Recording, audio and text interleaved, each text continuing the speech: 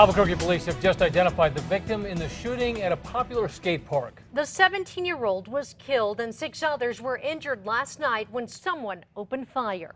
News 13's Chris McKee is live at the Los Altos Skate Park with the latest. Chris?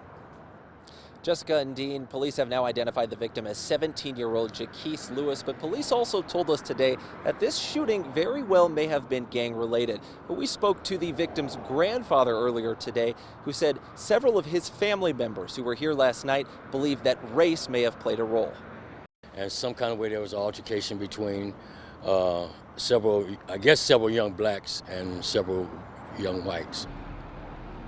Witnesses say the two groups were arguing at the park just before 10 last night when the shooter unloaded into the crowd. 7 people were shot in all.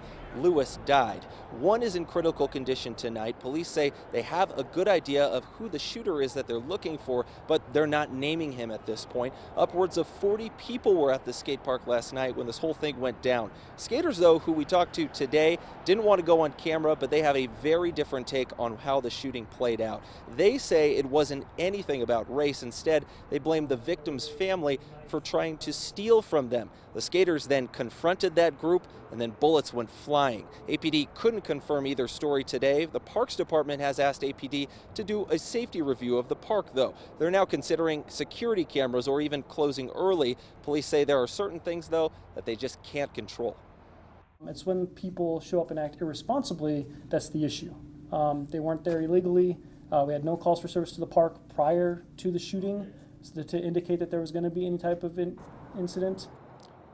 Los Altos Skate Park has a history as well. In 2012, News 13 highlighted the video here showing a lot of different people getting into fist fights, some of those fights even involving kids. Now, the city doesn't have a time frame yet on when they hope to complete that safety review. Jessica, back to you. All right, thank you, Chris. Right now, the park is open until 10 every night. The victim's family is planning on having a vigil there tonight.